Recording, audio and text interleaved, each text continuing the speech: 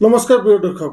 আজি মই যি ঘটনালৈ আপোনালোকৰ ওচৰত আহিছোঁ, এই ঘটনা শুনিলে আপোনালোকৰ গাৰ নোম শিহৰি উঠিব। এই গেৰাণ্টি ইমান ডাঙৰ এটা ক্ৰাইম কৰিছে এগৰাকী মহিলাই, যিগৰাকী মহিলাই এটা নাৰ্ছ চাকৰি কৰি আছিল আৰু 2 বছৰ ধৰি নিজৰ পৰিয়ালক মিছা কথা কৈ ৰাখিছিল যে তেখেতক গিৰিয়েকে অষ্ট্ৰেলিয়াত গৈ কাম কৰি আছে কোনোবা কোম্পানীত। আৰু যেতিয়াই কোনোবা ঘৰৰ মানুহে সোধে তেতিয়াই তেখেতে কৈছিল যে সেই যি কোম্পানীত কাম কৰি আছে গিৰিয়েকৰ নাম আছিল জিগ্নেশ আৰু পত্নীৰ নাম হ'ল পৃথিৱী মাউৰীয়া।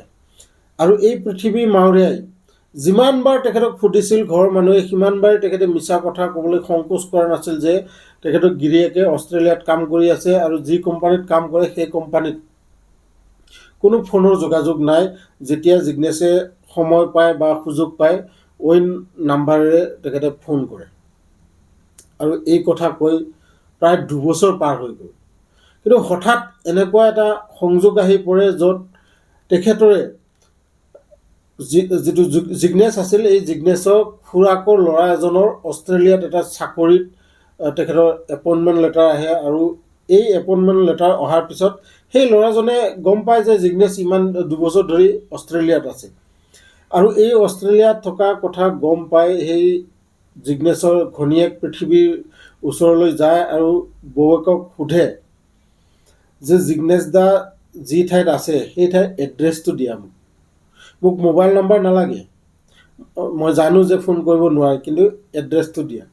আৰু তেতিয়াই এই মহিলাজনে ফাঁচি যায় যে কেনেকৈ এতিয়া এড্ৰেছ দিব।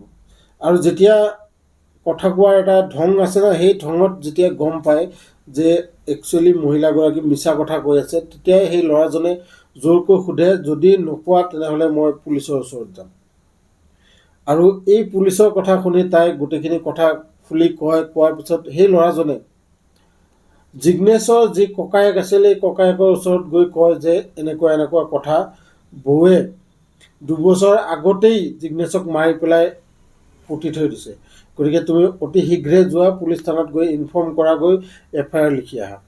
আৰু যেতিয়া জিগ্নেশৰ ককায়েকে গৈ পুলিচ থানাত FIR লিখে, FIR লিখাৰ পিছত পুলিচে লগে লগে সেই ঠাইলৈ আহে, আহি ড্ৰিলিং মেচিনেৰে খান্দি 12 ফিট তলত যিটো মৃতদেহ আছিল সেই মৃতদেহৰ কংকাল পায়, কাৰণ 2 বছৰ হৈ গৈছে।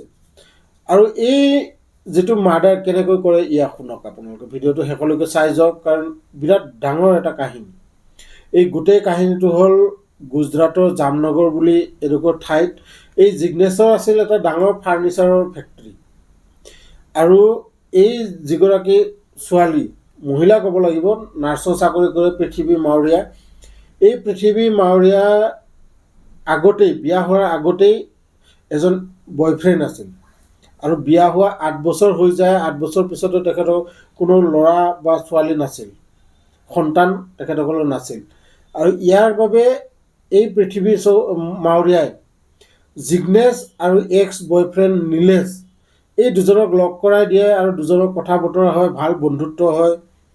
হোৱাৰ পিছত এদিন ৰাতি, 2 বছৰ আগৰ কথা, এদিন ৰাতি এই জিগ্নেশে আৰু এই নীলেশে লগ লাগি তাত মদ খায় আৰু মদৰ গিলাচত চাইনাইটৰ টেবলেট বহুত পৰিমাণত গিলাচত মিহলাই দিয়ে। আৰু মিহলাই দিয়াৰ ফলত সেই জিগ্নেশৰ ঠাইতেই মৃত্যু হয়।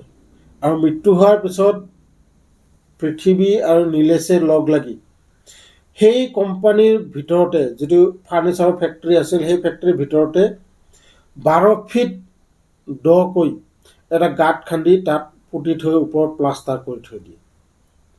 আৰু 2 বছৰ ধৰি ঘৰৰ মানুহে যেতিয়াই সোধে তেতিয়াই তাই ক'বলৈ সংকোচ কৰা নাছিল যে তাইৰ গিৰিয়েকে অষ্ট্ৰেলিয়াত আছে আৰু অষ্ট্ৰেলিয়াত যি কোম্পানীত কাম কৰে সেই কোম্পানীত ফোনৰ কোনো সংযোগ নাই বা ফোনৰ কোনো লেনদেন নাই। যেতিয়াই জিগ্নেশে সময় পাইছিল তেতিয়া তাইলৈ ফোন কৰিছিল। এই কথা কৈ কৈ তাই 2 বছৰ ধৰি ঘৰৰ মানুহক মিছা কথা কৈ মান্তি কৰাইছিল। আৰু ঘৰৰ মানুহেও বিশ্বাস কৰিছিল যে আচলতে এই জিগ্নেশে অষ্ট্ৰেলিয়াত কাম কৰি আছে।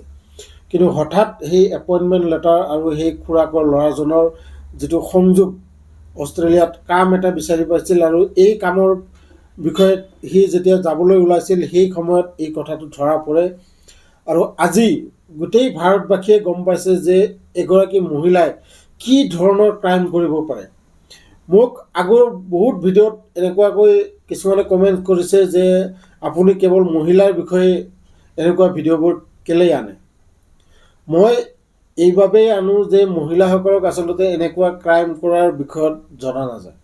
মহিলাসকলক খুব শান্ত বা ঘৰৰ প্ৰতি এটা আদৰ মৰম স্নেহ এইবোৰৰ বিষয়ে জনা যায়, কিন্তু ইমান ডাঙৰ ডাঙৰ ক্ৰাইমবোৰৰ বিষয়ে সদায় পুৰুষেই দায়বদ্ধ। পুৰুষকে বেছিভাগ আমি ভাবোঁ যে পুৰুষে ইমান ডাঙৰ ডাঙৰ ক্ৰাইম কৰে, ইমান ডাঙৰ ডাঙৰ ঘটনাবোৰ কৰে, কিন্তু মহিলা খুব কম এনেকুৱা ঘটনা কৰে। আপোনালোকে শুনিবলৈ পাই আছে ইতিমধ্যে এই 2-3 বছৰৰ ভিতৰত কোনোবাই মেঘালয়ত লৈ গৈ মাৰ্ডাৰ কৰে, কোনোবাই কাটি মাৰ্ডাৰ কৰি ড্ৰামৰ ভিতৰত সোমাই দিয়ে, এনেকুৱা বহুত ঘটনা আপোনালোকে শুনি আছে। কিন্তু এই ঘটনাটো তাতকৈও ডেঞ্জাৰাছ। চাওক, আপুনি 2 বছৰ হৈ গ'ল, 2 বছৰ পিছত আজি এই কথা উলিয়াই পৰিছে আৰু ইয়াৰ আচল কাৰণটো কি? মই শেষত আপোনালোকক ক'বলৈ বিচাৰিছোঁ ইয়াৰ আচল কাৰণটো হ'ল এৰেঞ্জ মেৰেজত যেতিয়া ছোৱালীবোৰে নিজৰ আচল কথাটো ঘৰত খুলি নকয় তেতিয়া এই ঘটনা উৎপন্ন হয়।